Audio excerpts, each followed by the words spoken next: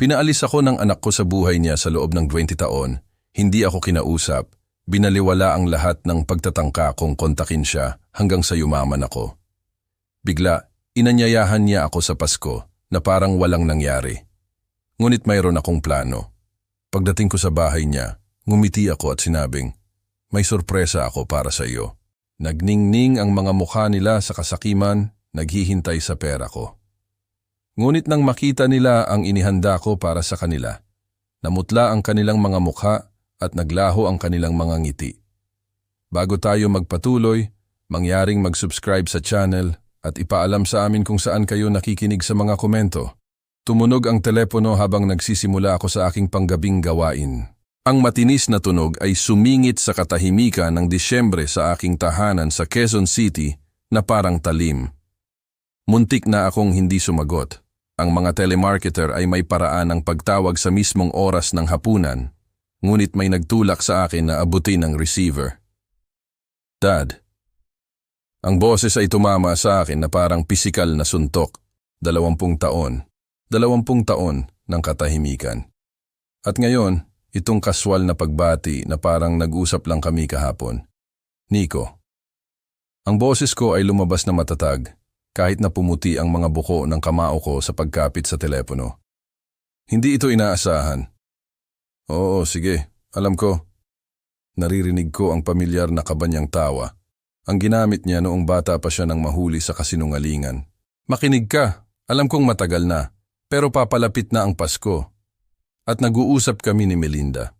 "Gusto sana naming imbitahan ka para sa hapunan. Alam mo na, family time."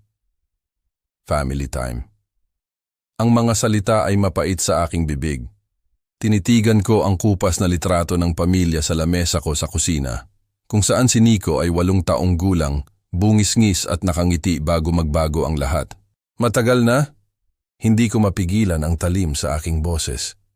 "Nico, hindi mo sinasagot ang mga tawag ko sa loob ng 2 dekada. Naaalala mo ba ang mga birthday card na ipinadala ko? Ang imbitasyon sa pagtatapos na ipinadala ko?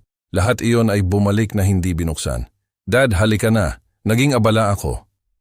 Alam mo na kung paano iyan. Nagtatayo ng karera, nagsisimula ng pamilya.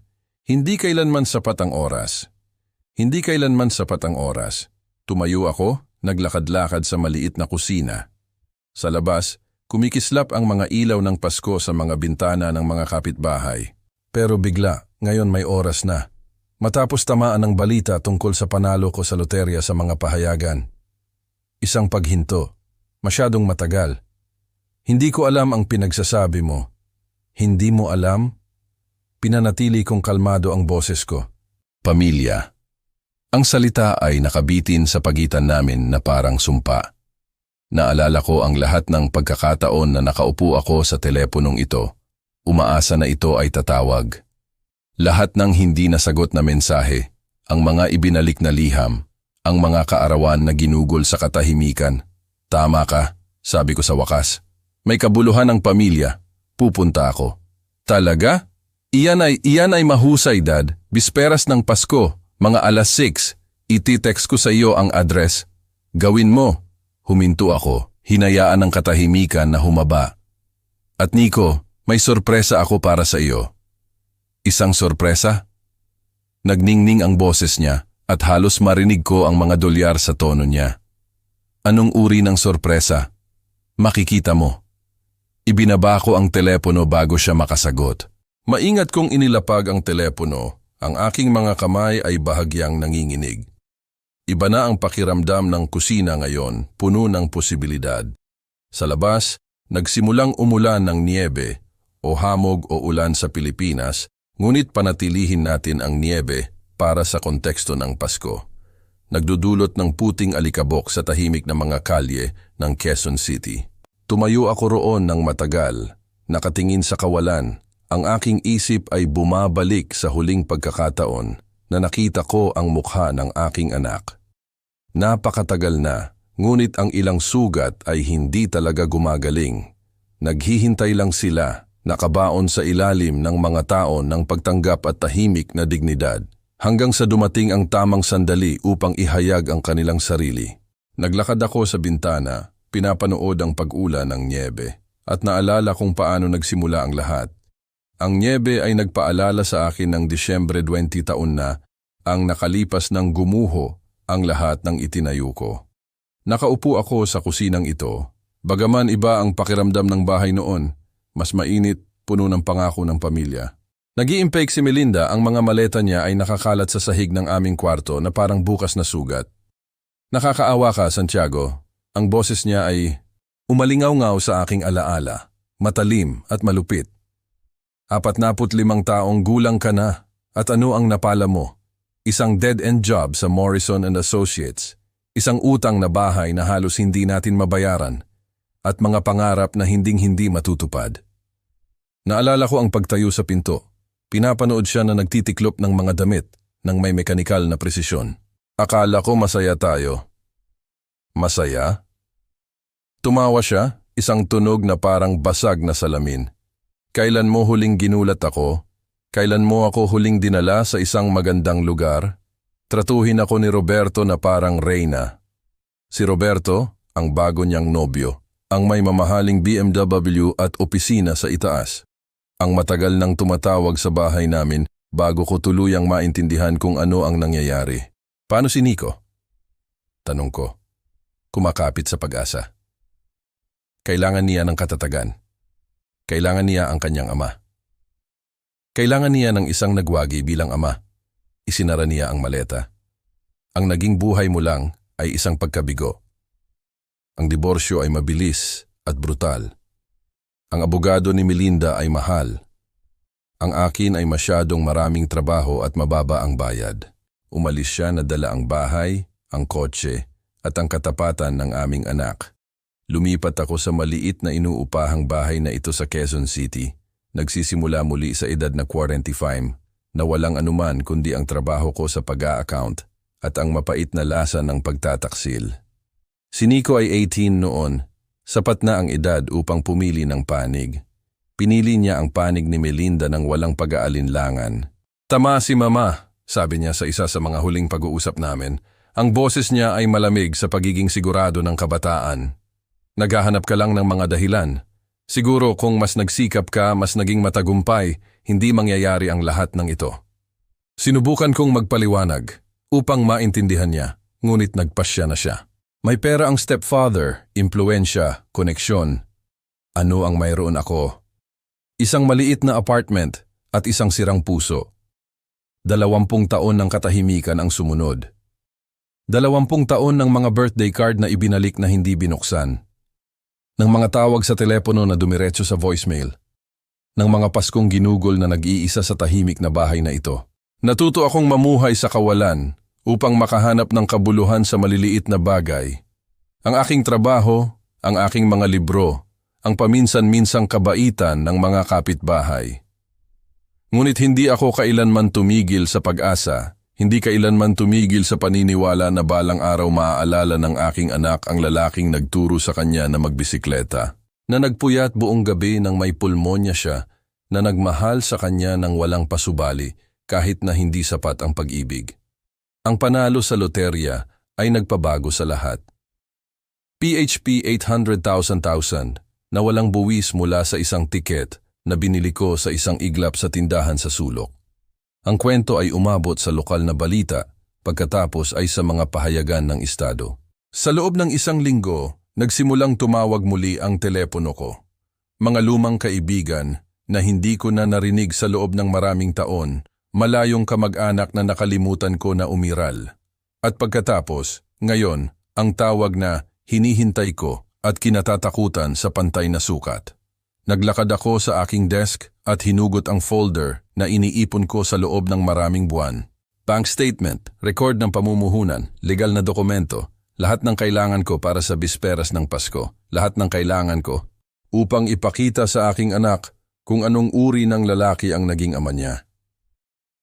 Patuloy na bumabagsak ang niyebe sa labas, tinatakpan ang Quezon City ng malinis na puti. Sa lalong madaling panahon, magkakaroon ako ng pagkakataon na bigyan sina Nico at Melinda ng sorpresa na hinihintay nila. Ngunit may nagsabi sa akin na hindi iyon ang inaasahan nila. Ngumiti ako sa sarili ko. Isinasara ang folder.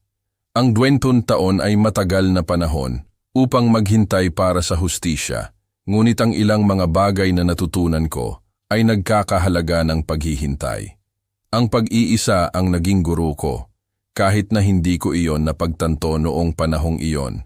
Pagkatapos ng diborsyo, nang lumukob ang kalungkutan sa aking mga buto, tulad ng lamig ng taglamig sa Pilipinas, kailangan ko ng isang bagay upang punan ang walang katapusang mga oras. Doon ko natuklasan ang aking talento para sa mga numero. Hindi lang ang uri ng accounting, kundi ang uri na maaaring magtayo ng mga imperyo mula sa alabok. Nagsimula ito sa isang foreclosure notice na nakita ko sa Philippine Daily News noong 2008. Isang maliit na duplex sa timog na bahagi. Walang espesyal, ngunit ang presyo ay nakakuha ng aking pansin. Habang ang lahat ay tumatakbo ng takot mula sa housing market, nakakita ako ng pagkakataon. Dumaan ako sa ari-arian sa oras ng lunch break ko na pinapansin ang matibay na istruktura sa ilalim ng nagbabalat na pintura at ligaw na bakuran. Nang gabing iyon, inilatag ko ang mga clipping ng pahayagan sa aking lamesa sa kusina. Ang mga dilaw na gilid ay nakakulot sa liwanag ng lampara, mortgage rate, halaga ng ari-arian, hula sa merkado. Kinain ko silang lahat na parang nagugutom na tao. Ang lumang upuan na gawa sa kahoy ay umungol sa ilalim ng aking bigat.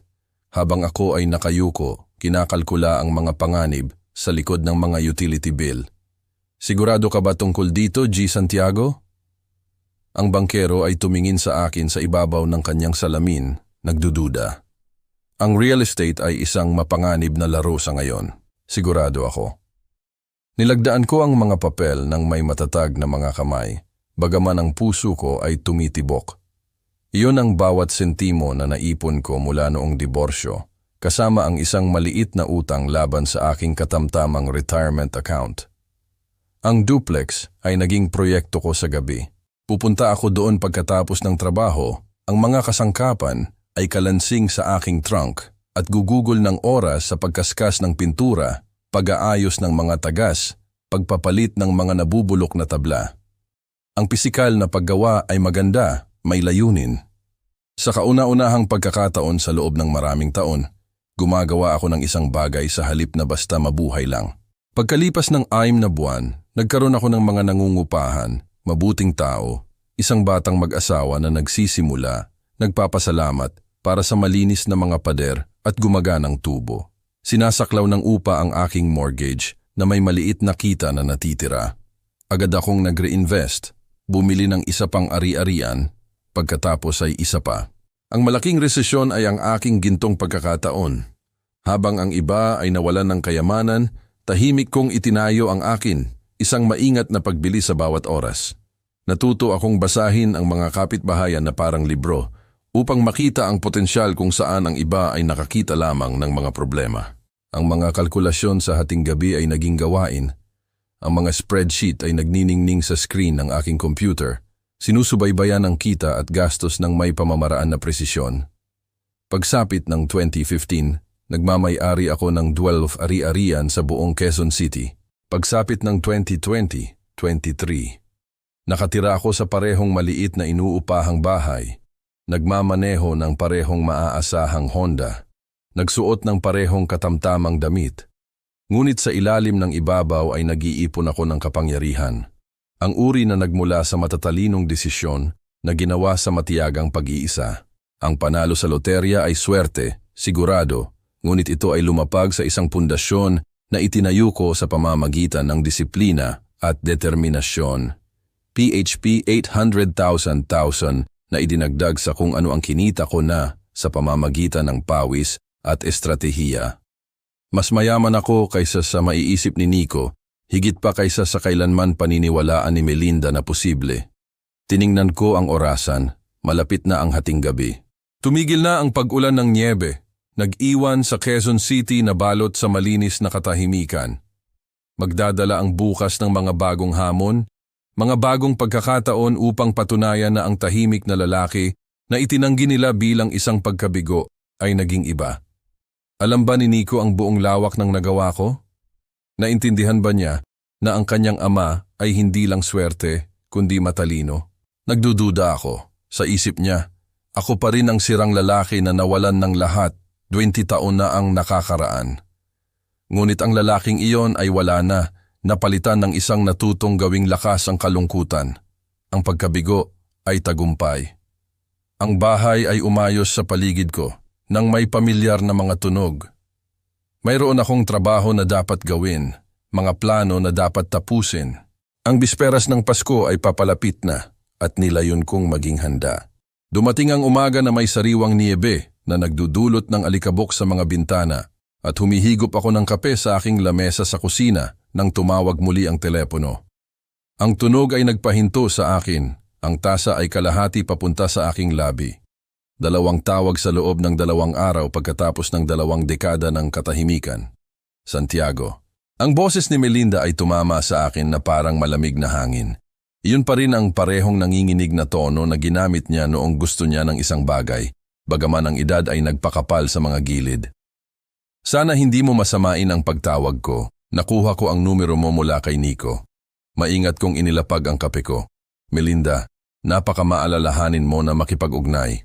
Makinig ka, alam kong hindi maganda ang katapusan ng mga bagay sa pagitan natin, ngunit mayroon tayong anak na magkasama.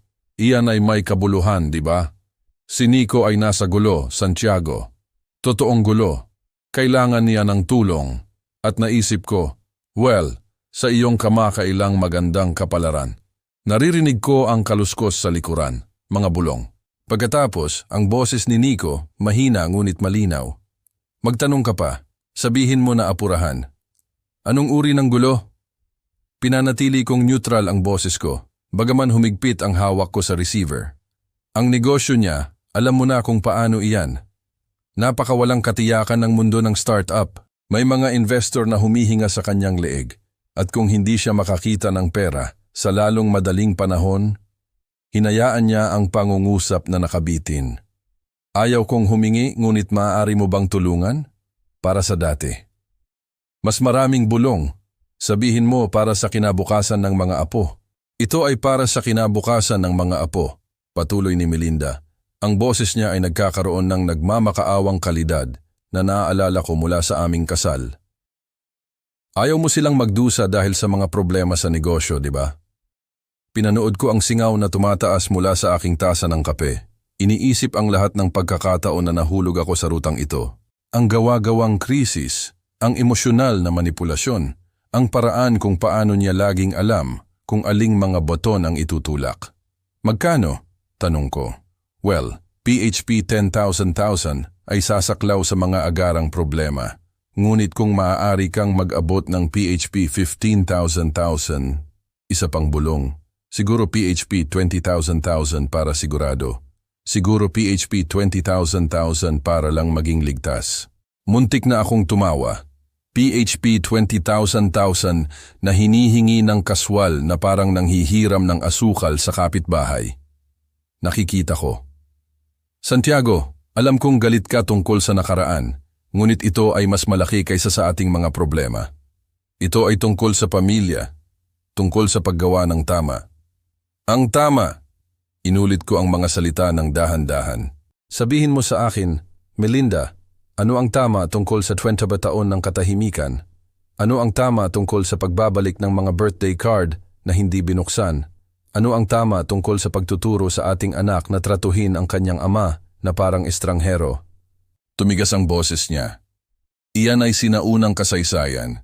Pinag-uusapan natin ang tungkol ngayon, tungkol sa kinabukasan ng iyong anak. Hindi ako magbibigay ng sentimo. Ang mga salita ay lumabas na mas malinis kaysa sa inaasahan ko. Walang galit o kapaitan. Katotohanan lang. Ano? Mukha siyang nagulat. Santiago, hindi ka maaaring seryoso. Nanalo ka ng milyon-milyong dolyar. Ano ang halaga ng ilang daang libong dolyar upang tulungan ang sarili mong anak? Hindi 1 sentimo, inulit ko. Hindi ngayon, hindi kailanman. Ngunit mahal mo siya. Ikaw ang kanyang ama. Paano mo siya iiwanan na lang kapag kailangan kanya? Naalala ko ang lahat ng pagkakataon na kailangan ko sila. Lahat ng pag-abot na binaliwala. Natuto ako sa pinakamahusay. Nagmaliit ka. Pagsisisihan mo ito. Hindi ako naniniwala na gagawin ko. Ang linya ay patay na. Ibinaba niya ang telepono sa akin. Inilapag ko ang telepono at pinanood ang niebe na patuloy na bumabagsak sa labas ng bintana ko. Iba na ang pakiramdam ng katahimikan ngayon. Hindi walang laman, kundi puno ng posibilidad. Pumasa ako sa pagsubok. 20 taon na ang nakakaraan, isinulat ko sana ang tseke. Desperado na bilhin ang kanilang pagmamahal. Ngunit ang lalaking naging ako ay nakaintindi ng isang bagay na hindi kailanman naintindihan ng dating Santiago. Ang respeto ay hindi mabibili at ang pag-ibig na may kasamang presyo ay hindi pag-ibig. Tinapos ko ang kape ko at nagsimulang planuhin ang susunod kong hakbang. Ilang araw pa bago ang bisperas ng Pasko, ngunit may pakiramdam ako na hindi pa tapos ang aking anak at ang kanyang ina sa kanilang maliit na scheme. Ayos lang yon. Naghintay ako ng 20 taon para sa sandaling ito. Maaari pa akong maghintay ng kaunti upang makita kung hanggang saan sila pupunta. Ang telepono ay tahimik na nakalagay sa lamesa at halos umaasa akong tatawag ito muli. Dahil ang bawat tawag ay nagpapaging mas matamis sa aking sorpresa sa Pasko, mas makatarungan. Akala nila ay nakikipag-ugnayan sila sa parehong sirang lalaki na nawalan ng lahat noong mga dekada na ang nakaraan. Wala silang ideya kung sino talaga ang kalaban nila. Hindi ako makatulog ng gabing iyon at pagsapit ng madaling araw, alam ko kung ano ang dapat kong gawin. Ang liwanag ng umaga ay nagbigay ng mahabang anino sa sahig ng aking kusina habang ako ay nakaupo kasama ang aking kape, nakatingin sa telepono. Isa pang pagsubok, isang pangwakas na kumpirmasyon ng kung ano ang pinaghihinalaan ko na. Kinuha ko ang receiver at dinayal ang numero ni Nico. Ang aking mga daliri ay matatag sa kabila ng bigat ng kung ano ang gagawin ko. Dad, mukha siyang nagulat, marahil ay natuwa pa. Hindi ko inaasahan na makarinig mula sa iyo kaagad. Nag-iisip ako tungkol sa sinabi ng nanay mo kahapon, tungkol sa mga problema mo. Oh, iyan. Nagbago ang boses niya, naging mas maingat. Ginawa niya marahil na maging mas masama kaysa sa kung ano iyon. Alam mo na kung paano siya nag-aalala. Sumandal ako sa aking upuan.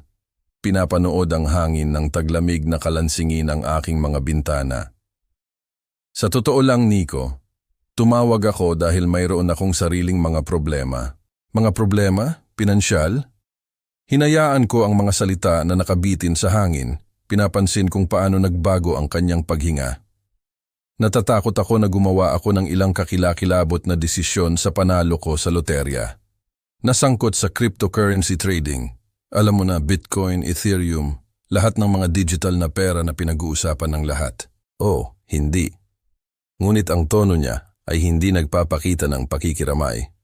Ito ay nagkakalkula. Gaano kasama iyon? Medyo masama. Nawala ang karamihan nito sa isang pagbagsak ng merkado noong nakaraang linggo. Walang katiyakan na pamumuhunan, binalaan nila ako. Ngunit naisip kong mas alam ko. Huminto ako. Hinahayaan siyang tanggapin ang paggawa-gawa na ito. Baka may natitira pa akong sapat upang tustusan ang hapunan sa Pasko, ngunit hindi na marami pa. Ang katahimikan ay humaba sa pagitan namin, nabasag lamang ng huni ng linya ng telepono. Halos naririnig ko ang kanyang mga iniisip na nagbabago, nagre-recalibrate. Well, sabi niya sa wakas, ang boses niya ay mas malamig kaysa sa lamig ng Disyembre sa Pilipinas. Iyan ay talagang kapuspalad, Dad. Sa palagay ko nangyayari ang mga bagay na ito. Nangyayari nga. Naghintay ako. Pinibigyan siya ng pagkakataon na mag-alok ng ginhawa, suporta, anumang maaaring maging kamukha ng pag-aalala ng anak. Kaya, tungkol sa Pasko, nilinaw niya ang kanyang lalamunan. Siguro mas maganda kung hindi ka na lang pupunta sa taong ito. Ibig kong sabihin, sa lahat ng dinaranas mo, kailangan mo marahil na tumuon sa pag-aayos ng iyong mga pananalapi. Nandoon na, ang maskara ay tuluyang nawala. Nakikita ko. Pinanatili kong neutral ang boses ko, bagaman sa loob ay nakaramdam ako ng malamig na kasiyahan. Kaya, ang imbitasyon ay wala na sa lamesa. Ito ay... Naiintindihan mo, di ba? Nagpaplano si Melinda ng malaking pagkain na ito at umaasa kami sa... Well, gayon pa man, mas maganda marahil ang ganitong paraan. Mas kaunting stress para sa lahat. Mas kaunting stress? Tumango ako sa sarili ko. Siyempre. Hindi ko nais na maging pasanin sa iyo ang aking presensya. Dad, huwag kang ganyan. Practical lang ito. Kapag bumalik ka na sa iyong mga paa, tiyak na magsasama-sama tayo. Kapag bumalik ako sa aking mga paa, ngumiti ako ng may masakit. Tama. Tingnan mo, kailangan kong tumakbo.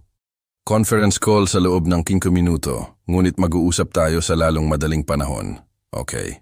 Ang linya ay patay na bago ako makasagot. Inilapag ko ang telepono at tumingin sa mga kalye ng Quezon City na nababalutan ng niyebe. 20 taon ng katahimikan at sa sandaling naisip nila na wala na akong pera muli, bumalik na sa radio silence. Alam kong mangyayari iyon, ngunit ang pagkumpirma nito ng napakalupit ay masakit pa rin. Hindi dahil nagulat ako, kundi dahil pinalinaw nito ang lahat ng pinaghihinalaan ko tungkol sa kanilang mga motibo. Ang pag-ibig na may kondisyon ay hindi pag-ibig. Ito ay isang transaksyon sa negosyo. Naglakad ako sa bintana at idinikit ang aking palad laban sa malamig na salamin. Sa labas nagsisimula na ang araw ng aking mga kapitbahay, nagpapainit ng mga kotse, naghuhukay ng mga driveway normal na tao na nabubuhay ng normal na buhay, marahil ay hindi pinapansin ang simpleng katotohanan na mahal sila ng kanilang mga pamilya kung sino sila hindi kung ano ang mayroon sila. Ang pagsubok ay kumpleto. Ang jury ay nagbigay ng kanilang hatol. Ngayon ay oras na upang planuhin ang pagpaparusa. Sa kalinawan na iyon, ginugol ko ang hapon sa paghuhukay sa buhay na itinayo ng aking anak at ex-wife habang binaliwala ang akin. Kung gusto nilang maglaro, kailangan kong maintindihan ang mga patakaran. Nagsimula ako sa aking lumang network ng negosyo sa Quezon City. Mga kontak na ginawa ko sa panahon ng aking real estate ventures. Ilang tawag sa telepono ang nagpahayag ng kawili-wiling impormasyon tungkol sa startup ni Nico o sa halip ang kanyang kamangha-manghang pagkabigo. Brooks Tech Solutions. Si Ginoong Jaime Panganiban mula sa Chamber of Commerce ay tumawa ng mapait.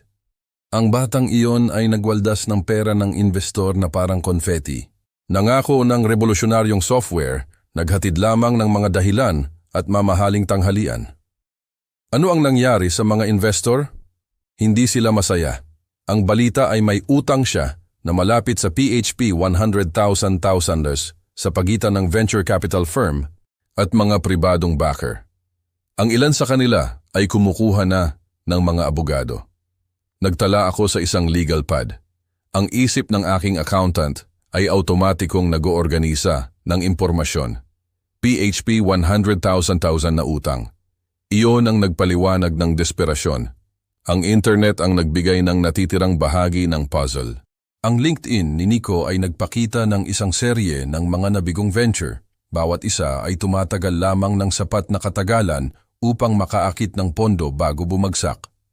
Ang kanyang Instagram ay nagpinta ng isang larawan ng maluho na pamumuhay, mamahaling restaurant, mga kotse, damit ng taga-disenyo, lahat ay pinunduhan ng pera ng ibang tao. Ngunit ang Facebook ni Melinda ang talagang nakadismaya sa akin. Ang kanyang profile ay nagpakita ng isang babae na gumaganap bilang biktima ng may kasanayan. Mga larawan niya na mukhang pagod kasama ang mga post tungkol sa kanyang matapang na pakikipaglaban sa cancer. Araw 47 ng chemo, basahin ang isang post noong nakaraang buwan. Ang mga paggamot ay nakakapagod, ngunit ang inyong mga donasyon ang nagpapatuloy sa akin na lumaban. Ang bawat piso ay tumutulong sa mga bayarin sa medisina at eksperimental na paggamot na hindi sakop ng aking insurance.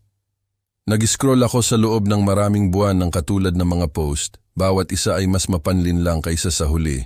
Libu-libong piso sa mga donasyon mula sa mga may mabuting intensyon na estranghero, lahat batay sa isang kasinungalingan. Dahil alam kong hindi may sakit si Melinda, sakim lang siya. Ang mabilis na paghahanap sa mga record ng ospital ng Quezon City sa pamamagitan ng isang kontak na nagtatrabaho sa administrasyon ay nagkumpirma sa aking mga hinala. Walang cancer treatment, walang chemotherapy, wala man lang pag-alis ng suspicious mole. Nag-cross-reference ako sa kanyang mga post sa mga pattern ng paggastos ni Nico sa social media. Ang timing ay masyadong perpekto upang maging nagkataon. Ang bawat pangunahing pagtaas ng donasyon ay kasabay ng pag-post ni Nico tungkol sa isang bagong pagkakataon sa negosyo o mamahaling pagbili. Nagtutulungan sila, isang ina at anak na koponan. Nagdurugo ng pera mula sa mga estranghero habang binaliwala ang lalaking talagang kumita ng kanyang kayamanan sa pamamagitan ng tapat na trabaho. Nag-ipon ako ng lahat sa isang folder, ang parehong pamamaraan na ginamit ko para sa aking mga real estate investment. Bank record, screenshot ng social media, testimonial mula sa mga nasunog na investor, isang paper trail na nagpinta ng isang malinaw na larawan ng sistematikong pandaraya at emosyonal na manipulasyon. Ang kabalintunaan ay hindi nawala sa akin. Tinanggalan nila ako bilang isang pagkabigo, isang lalaking hindi nagkakahalaga ng kanilang oras o pansin. Ngunit ang parehong lalaki ay nagtayo ng kayamanan sa pamamagitan ng pasensya at estratehiya, habang sila ay walang itinayo kundi utang at panlilin lang. Isinara ko ang aking laptop habang lumulubog ang gabi sa Quezon City. Ang liwanag ng screen ay kumukupas sa kadiliman. Magdadala ang bukas ng mga bagong pagkakataon, mga bagong piraso ng puzzle. Ngunit ngayong gabi, pinayagan ko ang aking sarili ng isang sandali ng kasiyahan. Hindi na ako ang biktima sa kwentong ito. Nagiging ako ang may akda. Tumawag muli ang telepono, marahil isa pang desperadong pagtatangka upang kumuha ng pera mula sa kanilang mayaman na ama. Hinayaan ko itong tumawag, nakikinig sa tunog na umalingaw-ngaw sa aking tahimik na bahay. Hayaan silang magtaka. Hayaan silang mag-alala. Ilang araw pa bago ang Pasko at mayroon akong trabaho na dapat gawin. Sa labas, patuloy na bumabagsak ang nyebe. Binabalutan ang Quezon City ng puti, malinis, dalisay, handa para sa isang sariwang simula. Nagdulot ng pokus ang madaling araw at inabot ko ang telepono bago matapos ang aking kape sa umaga. Ang mga tala mula sa pananaliksik kahapon ay nakakalat sa aking lamesa sa kusina na parang isang plano ng labanan. Oras na upang makita kung hanggang saan dadalhin si Nico ng kanyang kasakiman. Sinagot ni Nico sa pangalawang ring. Dad, hindi ito inaasahan. 2 beses sa loob ng 2 araw. May magandang balita ako, sabi ko. Umupo sa aking upuan. Naaalala mo ba ang mga cryptocurrency investment na sinabi ko sa iyo? Ang mga nagpawi sa akin? Oo. Ang boses niya ay may dalang pagod na parang naghihinala siya kung saan ito patungo. Well, nagawa kong makabawi ng karamihan nito. Day trading, alam mo na, bumili sa pagbagsak at sinakay ito pabalik. Naging mas mahusay kaysa sa inaasahan ko. Ang katahimikan ay humaba ng eksaktong 3 segundo. Nagbilang ako. Iyan ay kamangha-mangha, Dad. Napakagaan ng loob ko. Nag-alala ako tungkol sa iyo. Ang kasinungalingan ay dumating ng napakadali sa kanya. Walang pahiwatig ng hiya o kahihiyan tungkol sa kung gaano kabilis niya ako tinanggal nang inisip niya na wala na akong pera. Kaya, iniisip ko, nagpatuloy ako. Baka ang Pasko ay back on, kung ang imbitasyon ay nakatayo pa rin. Siyempre nakatayo iyan. Matutuwa si Melinda. Matagal na siyang naghahanap na makita ka. Isa pang kasinungalingan. Naririnig ko ang mga kalkulasyon na nagkiklik sa likod ng kanyang mga salita na parang isang lumang cash register. Sa totoo lang, Dad, pagdating sa Pasko, nagbago ang boses niya, naging mas intimate, mas parang anak. Alam kong awkward ito na banggitin, ngunit dahil binanggit mo ang iyong pinansyal na paggaling, nagtataka ako kung maaari mong isaalang-alang ang pagtulong sa akin sa isang bagay. Ngumiti ako ng may masakit. Oh, ito ang business opportunity na ito. Time sensitive, alam mo na, ang uri ng deal na maaaring magpatatag sa akin habang buhay. Ngunit kailangan kong kumilos ng mabilis. PHP 15,000 ay sasaklaw sa aking taya. Kinuha ko ang aking panulat at sumulat ng isang salita. Kumpirmado. 20 taon ng katahimikan at ngayon gusto niya ng PHP 15,000 batay sa isang 5 minutong tawag sa telepono. Ang katapangan ay halos kahanga-hanga sa kanyang kahubaran. Halos. Tiningnan ko ang aking relo. Nagsisimula pa lang ang araw ng negosyo at mayroon akong iba pang mga tawag na dapat gawin, iba pang mga piraso na dapat ilagay sa lugar. Akala ni Nico ay nilalaro niya ako, ngunit wala siyang ideya na nagsimula na ang laro. Sa pagset ng bait na iyon, bumaling ako sa mga kontak na naipon ko sa panahon ng pananaliksik kahapon. Ang mga investor na sinunog ni Nico ay nararapat na malaman kung saan napunta ang kanilang pera at kung saan nagtatago ang lalaking kumuha nito. Nagsimula ako sa venture capital firm muna. Inilipat ako ng receptionist sa isang G. Davidson na tunog na pagod kahit sa 9:00 ng umaga. "Tumatawag ka ba tungkol kay Nico Brooks?" Tumalas ang boses niya. "Ano ang koneksyon mo sa kanya?" "Ako ay isang tao na naniniwala sa accountability," sabi ko ng maingat. "Naiintindihan ko na may utang siya sa iyong firm ng malaking halaga ng pera." Ang malaki ay isang understatement. Pinag-uusapan natin ang tungkol sa sinadya na pandaraya, ngunit naglaho siya. Walang forwarding address, walang contact information. Ang aming mga abogado ay nabibigo. "Paano kung sinabi ko sa iyo na alam ko kung nasaan siya?" Ang upuan ni Davidson ay umungol habang siya ay nakayuko. Nakatira sa bahay ng kanyang ina habang nagpaplano ng kanyang susunod na scheme. Nagbigay ako ng address, numero ng telepono at ebidensya ng social media na natipon ko. Ang kagalakan ni Davidson ay madarama. "Paano mo nalaman ang lahat ng ito?" "Sabihin na lang natin na mayroon akong personal na interes na makita ang hustisya na magawa." Pagkatapos ni Davidson, kinausap ko ang 3 pribadong investor na pinangalanan ni Nico sa mga dokumento ng pagpaparehistro ng kanyang nabigong kumpanya.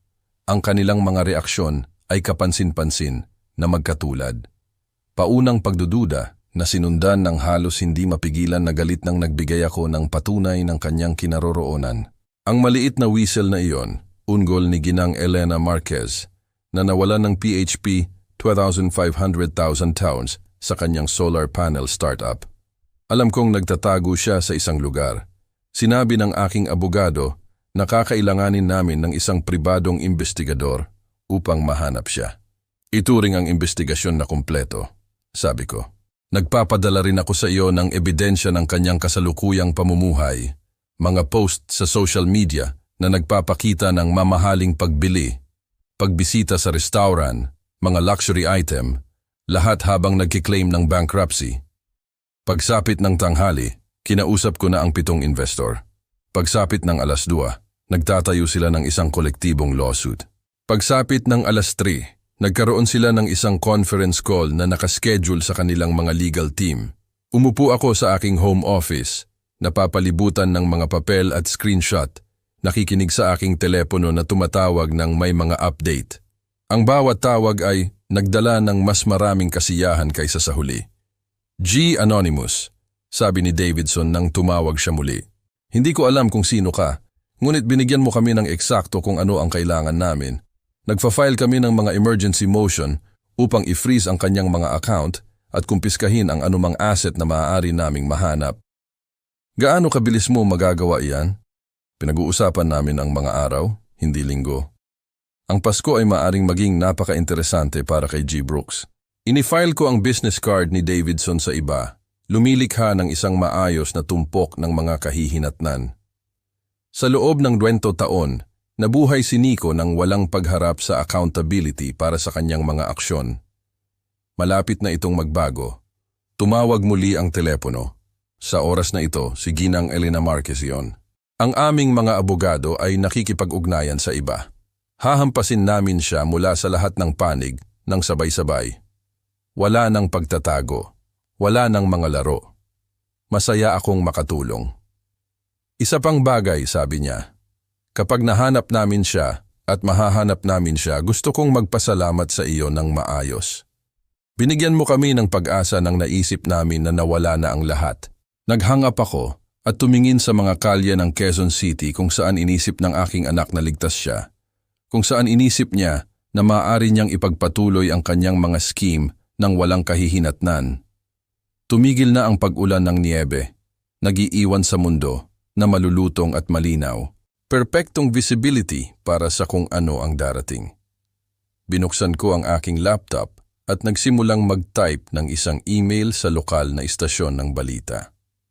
Kung gusto ni Nico na maglaro sa pera ng ibang tao, marahil ay oras na upang malaman ng Quezon City kung anong uri ng kapitbahay ang mayroon sila. Sa pagbuo ng mga alyansa, nagmaneho ako palabas kinabukasan upang tipunin ang pangwakas na piraso ng ebidensya na kailangan ko.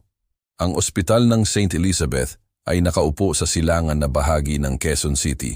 Ang ladrilyo na harapan nito ay nababalutan ng niyebe at nagpark ako sa visitor lot ng may layunin na hindi ko naramdaman sa loob ng maraming taon. Ang mga automatikong pinto ay bumukas. Naglalabas ng pamilyar na amoy ng antiseptiko na laging nagpapaalala sa akin ng aking sariling operasyon sa puso. Ilang taon na ang nakakaraan, ang hindi binisita sa akin ni Nico. Naglakad ako sa lobby. Ang aking mga yapak ay umaalingaw-ngaw sa pinakintab na sahig. Nakalipas ang mga pamilya na may hawak na mga bulaklak at pag-aalala. Nakita ko si Manang Janet sa opisina ng mga record ng medisina, isang babae na kilala ko mula pa noong mga araw ng accounting ko nang hinawakan ko ang mga libro para sa namatay na asawa niya. Tumingin siya mula sa kanyang computer nang may sorpresa. Santiago Brooks, ano ang nagdala sa iyo rito sa ganitong araw? Kumusta Janet? Kailangan ko ng isang pabor at alam kong maselan ito. Nagbago ang ekspresyon niya sa pagod. Anong uri ng pabor? Hinugot ko ang isang business card mula sa firm ni Davidson. Tumutulong ako sa isang fraud investigation. Mayroong isang babae na nagkiklaim ng cancer treatment na hindi niya natanggap. Nangongolekta ng mga donasyon sa ilalim ng maling pagpapanggap. Ang mga buhay ay apektado. Pinag-aralan ni Janet ang card pagkatapos ay tumingin sa akin. Santiago, alam mo, hindi ko lang maaari. Melinda Brooks, ang ex-wife ko. Ang mga salita ay mapait.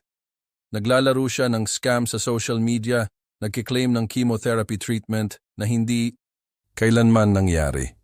Nagpapadala ang mga mabubuting tao ng pera na hindi nila kayang ibigay dahil naniniwala sila na namamatay siya. May nagbago sa mga mata ni Janet. Lagi siyang isang babae na nagpapahalaga sa katapatan kaysa sa burokrasya.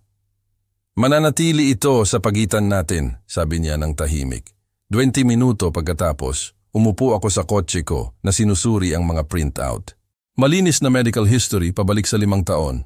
Routine check-up, paglilinis ng ngipin, isang maliit na sinus infection noong nakaraang tagsibol. Walang oncology appointment, walang chemotherapy, walang cancer diagnosis ng anumang uri. Ang fluorescent hospital light ay nagbigay ng matalim na anino sa mga papel habang binabasa ko ang bawat detalye. Bawat pahina ay nagkumpirma ng alam ko na. Ang buong kwento ng cancer ni Melinda ay gawa-gawa. Bawat donasyon, bawat mensahe ng pakikiramay, bawat panalangin na ipinadala sa kanya ay batay sa isang detalyadong kasinungalingan. Isinuksok ko ang mga record sa bulsa ng aking coat, nararamdaman ang kanilang bigat laban sa aking dibdib na parang armor. Ang pagmamaneho pa uwi sa tahimik na mga kalye ng Quezon City ay nagbigay sa akin ng oras upang iproseso kung ano ang natuklasan ko. Patuloy na bumabagsak ang niyebe, pinapahiran ang mundo ng puti, ginagawang malinis at bago ang lahat. Para sa isang sandali, nakaupo sa isang pulang ilaw, nagtaka ako kung tumatawid ako sa mga etikal na linya. Ang mga ito ay pribadong medical record na nakuha sa pamamagitan ng personal na koneksyon sa halip na tamang mga channel. Ngunit pagkatapos ay naisip ko ang mga pamilya na nagpapadala ng PHP-1,000 na hindi nila kayang ibigay, naniniwala na tinutulungan nila ang isang namamatay na babae na lumaban para sa kanyang buhay. Ang ilaw ay naging berde at nagmaneho ako. Minsan ang hustisya ay nangangailangan ng pagdumi ng iyong mga kamay. Pabalik sa bahay, inilagay ko ang mga record sa aking folder sa tabi ng impormasyon ng investor at mga kumpirmasyon ng lawsuit. 3 magkahiwalay na anggulo ng pag-atake, lahat ay maingat na orkestra, lahat ay perpektong nag-time. Gumugol sina Nico at Melinda ng 20 taon na naniniwala na sila ay mas matalino kaysa sa lahat ng nasa paligid nila. Bukas ay susubukan iyan. Tumingin ako sa labas ng bintana ng aking kusina, kung saan kumikislap ang mga ilaw ng Pasko sa mga bintana ng mga kapitbahay at pinayagan ang aking sarili ng isang ngiti. Ang panahon ng Kapaskuhan ay magiging napaka-interesante para sa pamilya Brooks. Tumawag muli ang telepono isang beses pa ng gabing iyon. Hinayaan ko itong pumunta sa voicemail. Alam ko na ito ay si Nico o Melinda na may isa pang apurahang kahilingan o gawa-gawang krisis. Ngunit ang kanilang oras para sa paggawa ng mga demand ay nauubos. Pagkatapos ng bukas, magiging masyado silang abala sa pagharap sa mga kahihinatnan upang abalahin ang kanilang mahirap na kalimutan na ama. Nagbuhos ako ng isang tasa ng kape at umayos upang suriin ang aking mga plano sa huling pagkakataon. Ilang oras na lang bago ang umaga ng Pasko. Ang Pasko ay sumikat ng malulutong at malinaw at inihanda ko ang aking sarili para sa kung ano ang magiging pinakakasyang holiday sa loob ng 20 taon. Nagbihis ako ng maingat, hindi masyadong formal, hindi masyadong kaswal, at nagmaneho sa bayan patungo sa address na naitek sa akin ni Nico ilang linggo na ang nakalipas. Ang bahay ay nakaupo sa isang mas bagong development, lahat ng vinyl siding at magkatulad na landscaping na may mga ilaw ng Pasko na nakasabit ng hindi pantay sa porch. Nakita ko ang mga hugis na gumagalaw sa likod ng mga bintana, marahil ay abala si Melinda sa huling minutong paghahanda. Habang binibilang ni Nico ang haka-haka na kita mula sa kanyang katang-isip na pagkakataon sa pamumuhunan. Nagring ako ng doorbell, inaayos ang mukha ko sa kung ano ang inaasahan kong mukhang sigasig ng lolo. Dad. Binuksan ni Nico ang pinto ng may bukas na mga braso na parang nagkakaroon kami ng lingguhang hapunan sa loob ng maraming taon sa halip na radio silence. Nakarating ka. Halika, halika. Lumabas si Melinda sa likod niya. Mas payat kaysa sa naalala ko, ngunit may parehong pagkalkula na tingin sa kanyang mga mata. Santiago, napakaganda na makita ka, mukha kang mayaman.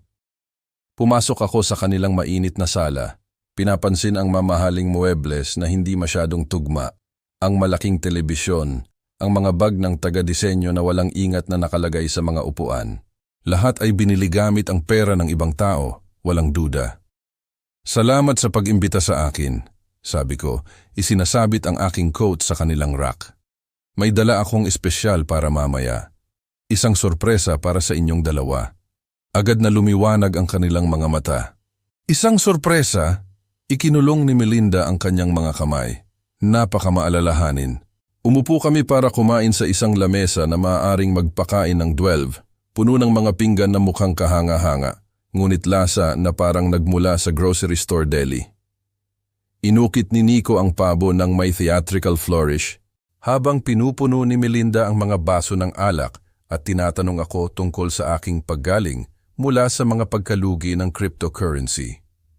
Napakaswerte mo na nagawa mong bumalik, sabi niya, hindi masyadong nakikita ang aking mga mata. Ang mga pagbabago sa merkado na ito ay maaaring maging napakawalang katiyakan. Maaari nga. Sumang-ayon ako. Hinihiwa ang aking pabo sa tiyak na mga piraso. Ngunit natutunan kong maging mas maingat tungkol sa kung sino ang pinagkakatiwalaan ko sa pinansyal na payo.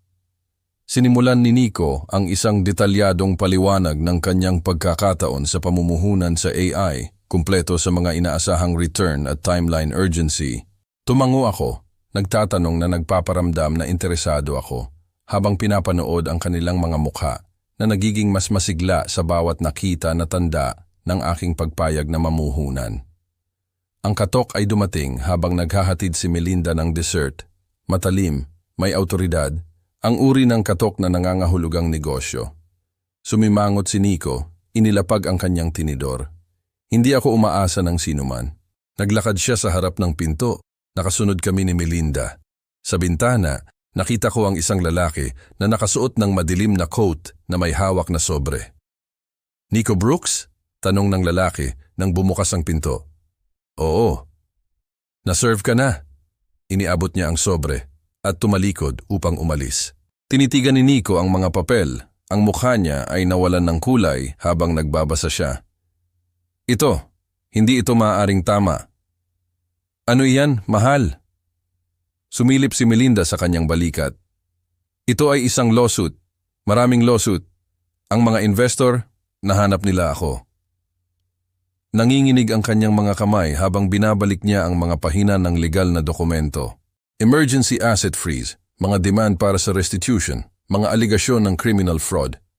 Paano nila nalaman kung nasaan ako? Bahagyang nabasag ang boses niya. Pinanatili ko ang aking nag-aalala na ekspresyon ng lolo habang panloob kong tinatamasa ang bawat sandali ng kanyang takot. "Oh, hindi," sabi ni Melinda, nagbabasa sa kanyang balikat. "Santiago, napakamasamang timing nito sa mismong hapunan ng Pasko. May paraan ang mga bagay na ito upang maabutan ang mga tao," maingat kong sinabi. Naglalakad-lakad na ngayon si Nico, hinahaplos ang kanyang buhok.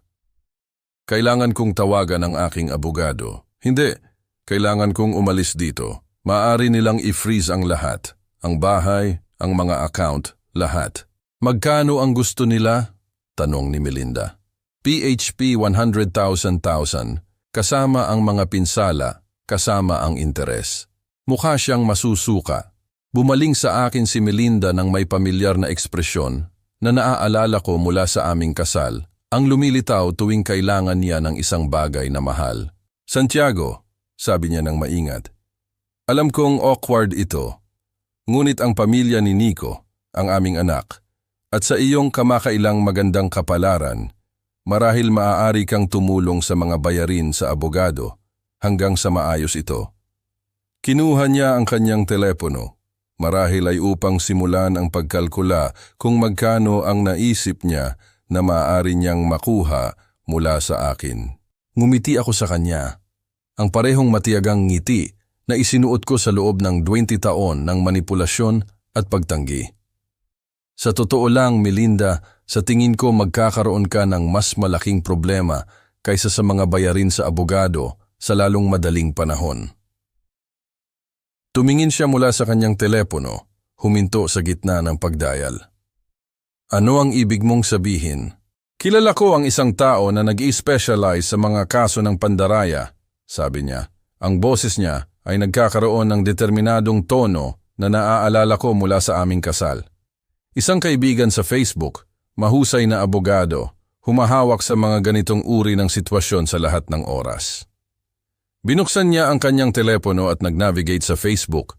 Ang kanyang mga daliri ay gumagalaw ng may kasanayan.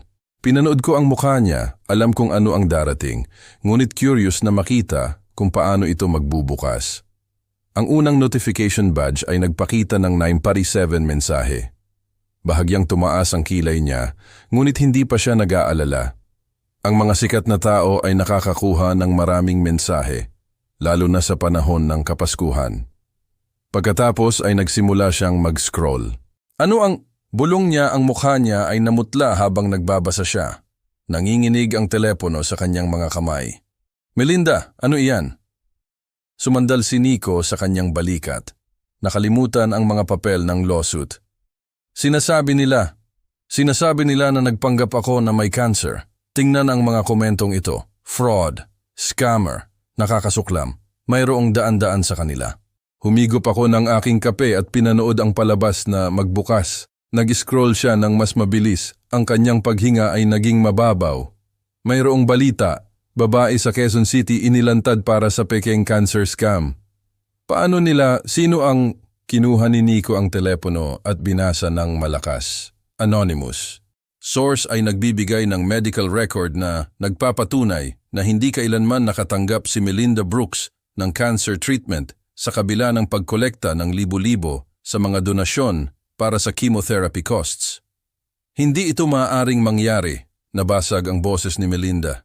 May nagahak sa aking medical record. Illegal ito. Totoo ba iyan? Tanong ni Nico. Ang boses niya ay nakamamatay na tahimik. Siyempre hindi totoo. Lumalaban ako sa cancer. Alam mong lumalaban ako sa cancer. Ngunit kahit na sinabi niya iyon, nakita ko ang pagdududa na sumasampa sa mga mata ni Nico. Maraming bagay siya, ngunit hindi siya bobo.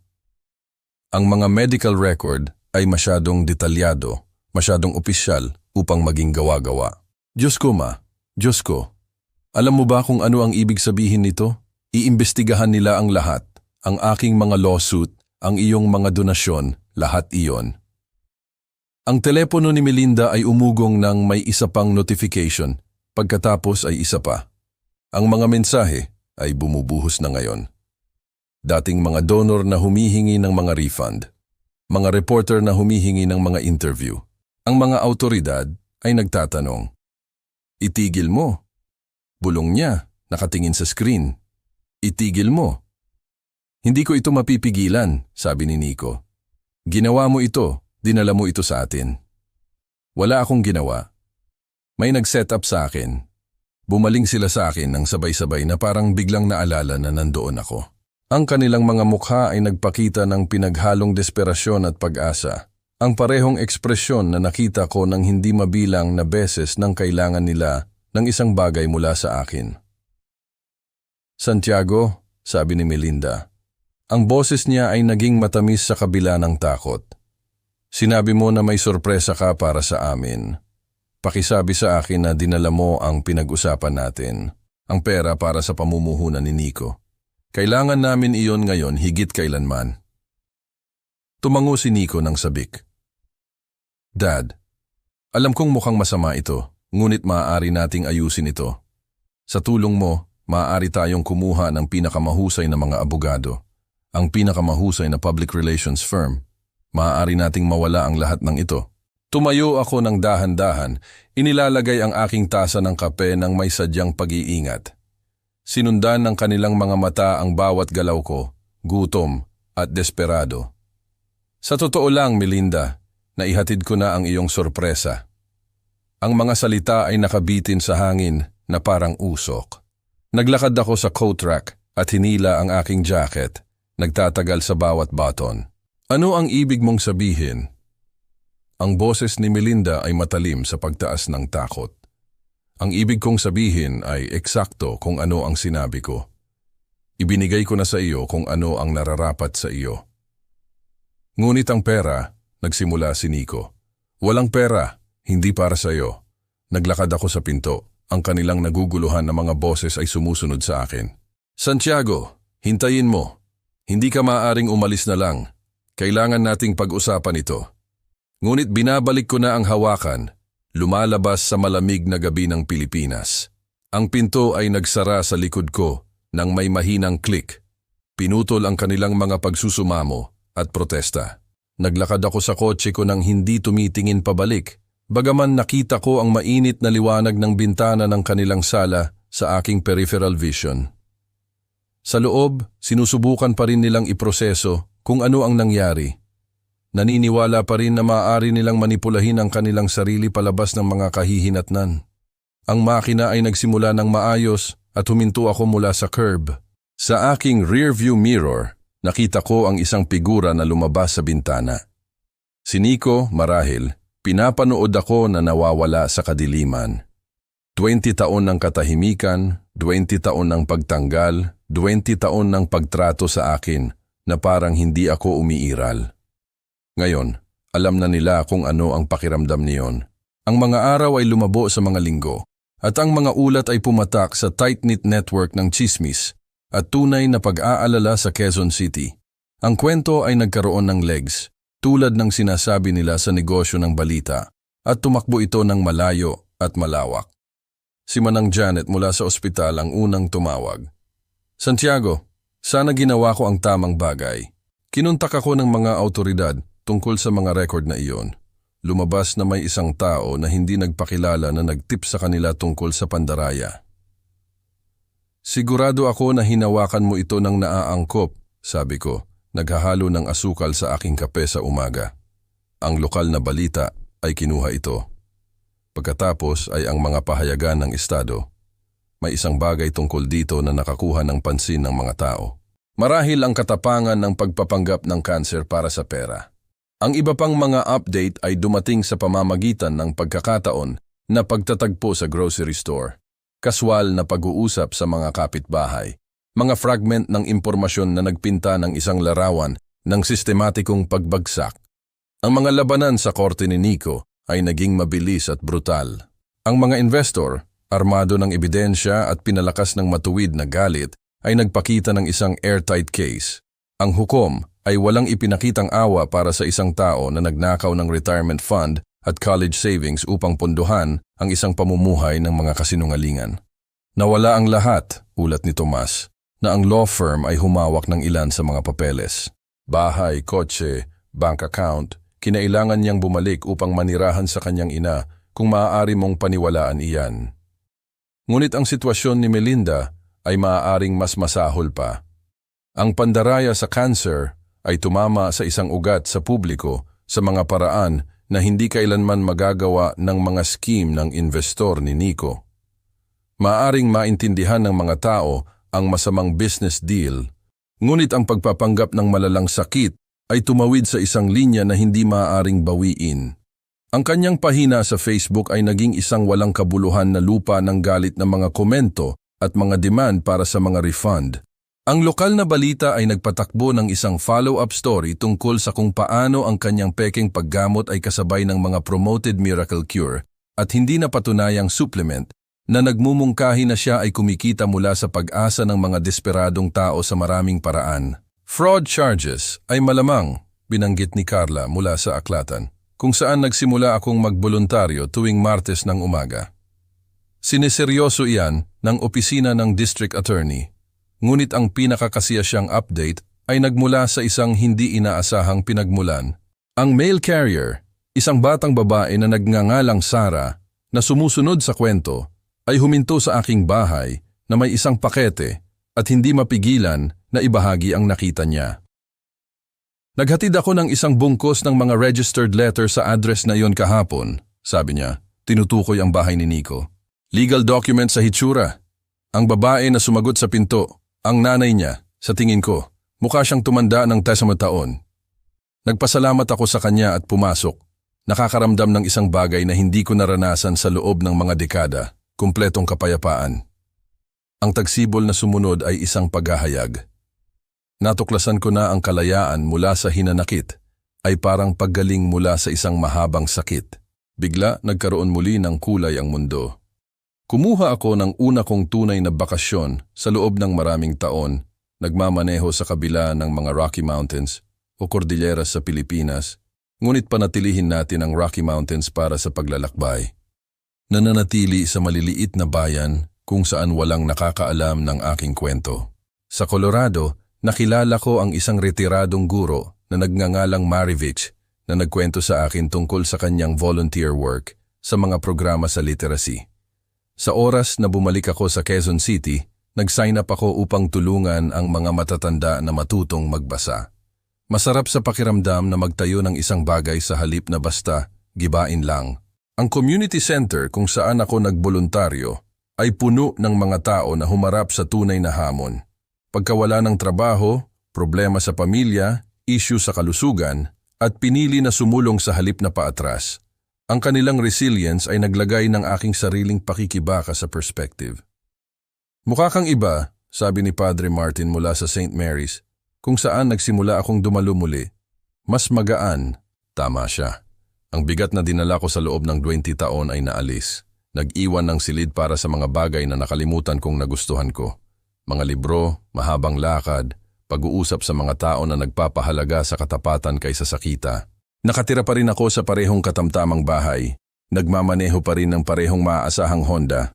Ngunit ngayon ang mga bagay na ito ay naramdaman na parang mga pagpipilian sa halip na mga limitasyon. May sapat akong pera upang manirahan kahit saan, gawin ang anumang bagay.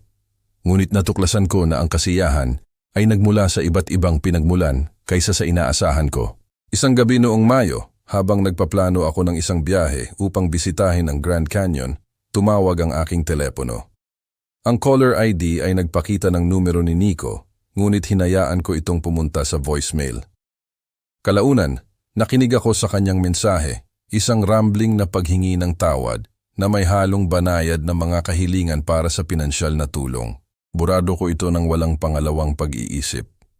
Kinabukasan, inimpake ko ang aking maleta at nilagyan ng mga mapa at travel guide ang aking kotse. Maaring maghintay ang Grand Canyon.